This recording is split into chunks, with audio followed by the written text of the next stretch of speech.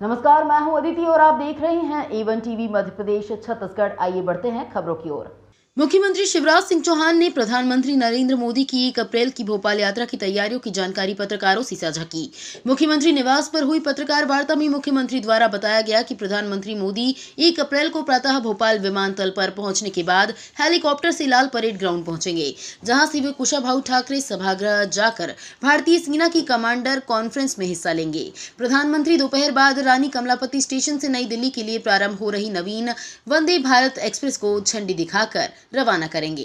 भोपाल के नागरिक प्रधानमंत्री मोदी के कुशाभाऊ ठाकरे सभागृह से रानी कमलापति स्टेशन जाने की यात्रा मार्ग में शिवाजी नगर में उपस्थित होकर उनका अभिवादन और स्वागत करेंगे। करें?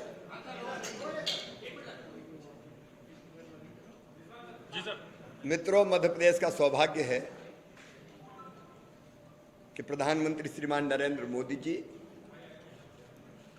फिर मध्य प्रदेश पधार रहे हैं। सेना के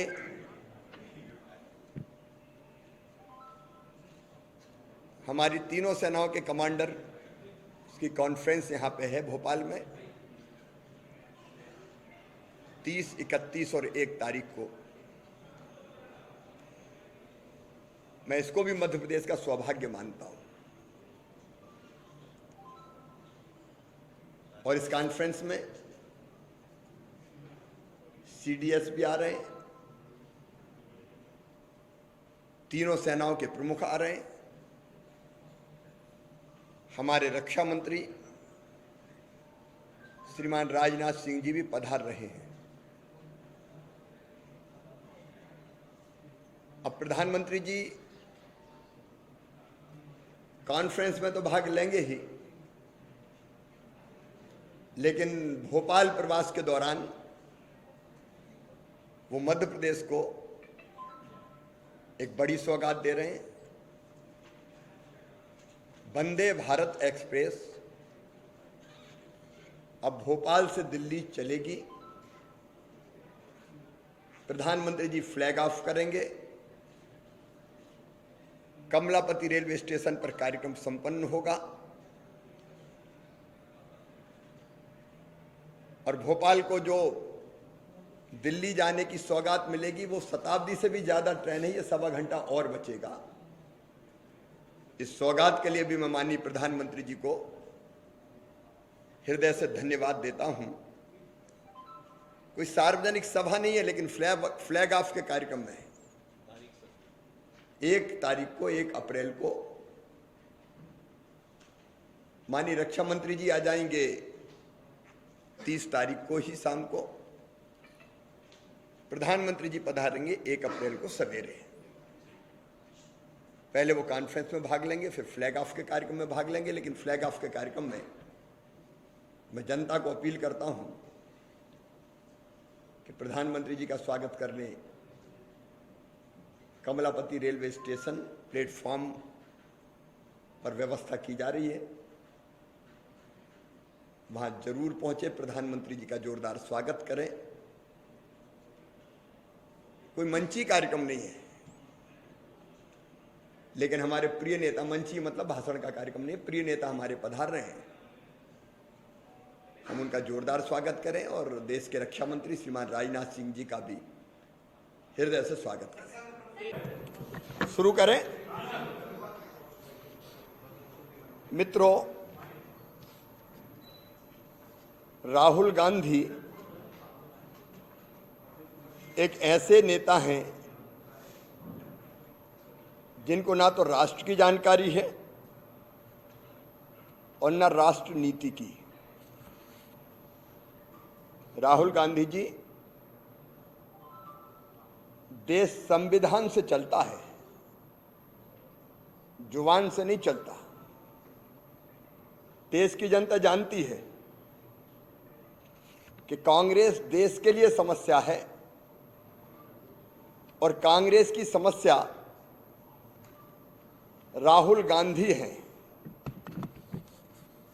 राहुल गांधी कांग्रेस के लिए राहुल नहीं राहू बन गए। इसलिए पूरे देश में तो अमृत काल चल रहा है, कांग्रेस में राहु काल चल रहा है। अगर राहुल जी नेहरू गांधी परिवार से ना होते तो कहां होते, ये सारा देश जानता है, बताने की जरूरत नहीं है।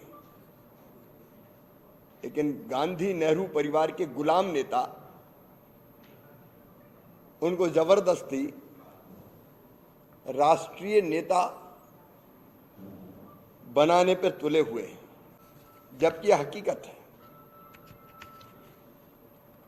ये वास्तविकता है कि राहुल गांधी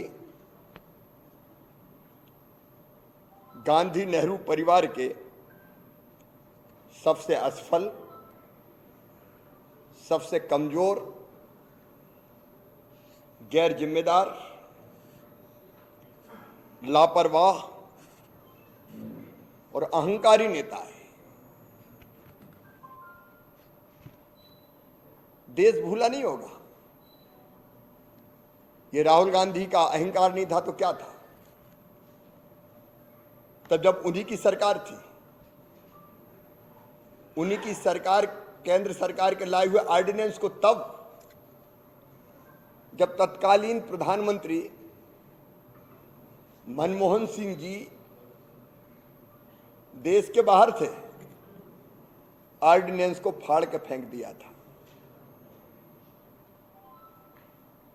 अब प्रधानमंत्री के रूप में मनमोहन सिंह जी की क्या हालत हुई होगी? क्या ये राहुल का अहंकार नहीं था?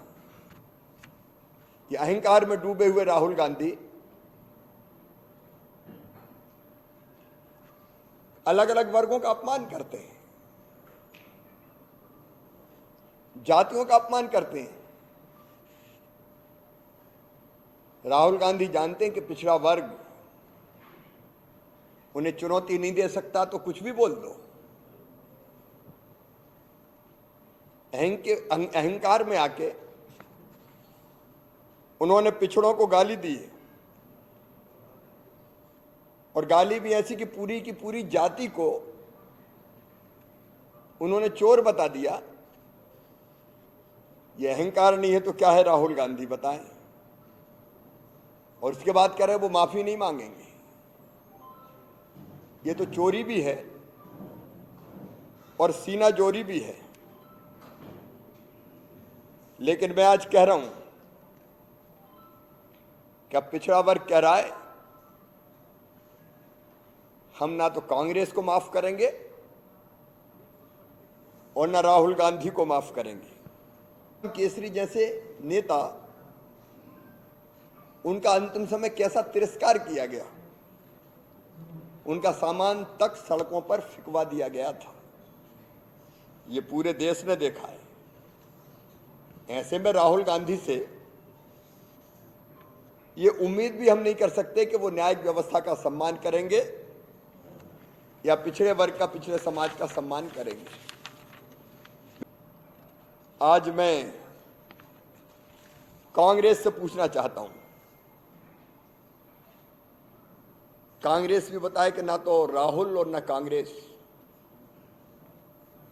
ना कोर्ट के बाहर माफी मांग रहे, ना कोर्ट के अंदर माफी मांग रहे, ना सदन में माफी मांग रहे। सजा कोर्ट ने दी है तो इसमें भी षड्यंत्र बता रहे हैं, लोकतंत्र की हत्या बता रहे हैं। और ये कांग्रेसी है जिसके नेता कह रहे हैं कि राहुल गांधी परिवार के लिए तो अलग ही कानून होना चाहिए। राहुल गांधी के मुद्दे पर सत्याग्रह की घोषणा करने वाली कांग्रेस को जवाब देना पड़ेगा कि वो राहुल के ओबीसी वर्ग के अपमान करने वाले बयान को संरक्षण क्यों दे रही है। कांग्रेस को तो अहंकार छोड़कर ओबीसी से माफी मांगनी चाहिए, और सत्याग्रह नहीं, देश भर में राहुल गांधी को माफी यात्रा निकालनी चाहिए। मैं आज कांग्रेस से कुछ सवाल करना चाहता हूं। कांग्रेस बताए, श्रीमती सोनिया गांधी भी बताए कि राहुल गांधी को न्यायालय ने किस बयान पर सजा दी। क्या ओबीसी वर्ग पर उनका दिया गया बयान सही था? क्या कांग्रेस उसको उचित मानती है, उससे सहमत है? कांग्रेस बताए किस नियम व कानून के तहत उन्हें संसद की सदस्यता से अयोग्य ठहराया गया है। अभी तो केवल सांसद ही गई है और बंगला गया है। कांग्रेस ने अगर पिछड़ों से टकराने की कोशिश की तो एक दिन कांग्रेस का अस्तित्व भी चला जाएगा। कांग्रेस का इतिहास रहा है कि ना तो उसने अपने नेताओं के खिलाफ कोर्ट में आए फैसलों का सम्मान किया और ना ही कभी दलित हो, पिछड़े हो, उनका सम्मान किया। मित्रों, एक ने कई उदाहरण है इसके।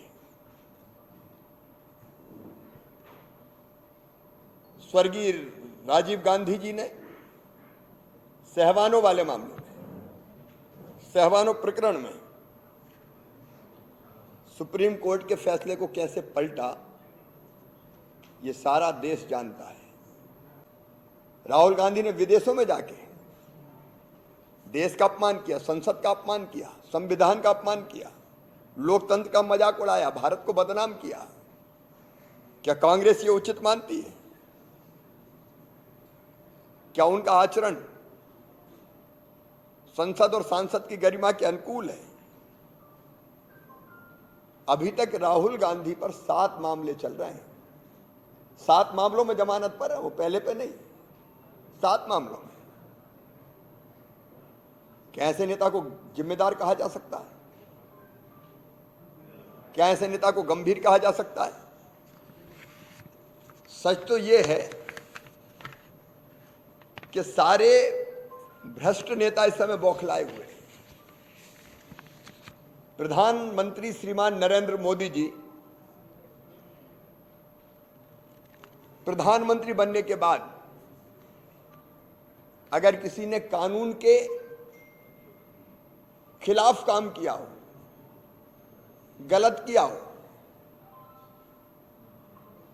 तो क्या नेता होने के कारण उसको विशेषाधिकार मिल जाए? क्या उसके खिलाफ कोई कार्रवाई नहीं होनी चाहिए?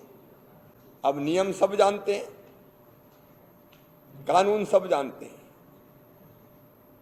क्या यह नियम और कानून सभी जनप्रतिनिधियों के लिए बना या अकेले राहुल गांधी के लिए बना है? लोकसभा सचिवालय द्वारा राहुल गांधी को बंगला खाली करने का नोटिस दिया गया है। अब कांग्रेस बताए क्या केवल राहुल गांधी के लिए वो नियम है? सहानुभूति बटोरने की कोशिश हो रही है। अब ये नियम तो सभी जनप्रतिनिधियों के लिए, आम जनता के लिए अलग कानून, आम जनप्रतिनिधियों के लिए अलग कानून और राहुल गांधी के लिए अलग कानून। क्या ये होना चाहिए? राहुल गांधी के बयान पर बात करते हैं। एक बयान नहीं, उनका तो उल जुलूल और विवादास्पद बयान देने की श्रृंखला है, आदत है।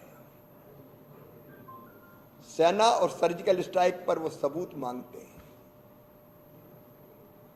अब उनके बयान देखिए, पंजाब के युवा नशेड़ी, ये राहुल गांधी का बयान है। उत्तर प्रदेश के युवा दिल्ली में और महाराष्ट्र में भीख मांगते हैं, ये राहुल गांधी के बयान है। युवा मंदिर में छेड़खानी के लिए जाते हैं, ये राहुल गांधी के बयान है। क्या इन बयानों से कांग्रेस सहमत है और क्या ये बयान उचित है? देश पूछ रहा है, जनता पूछ रही है।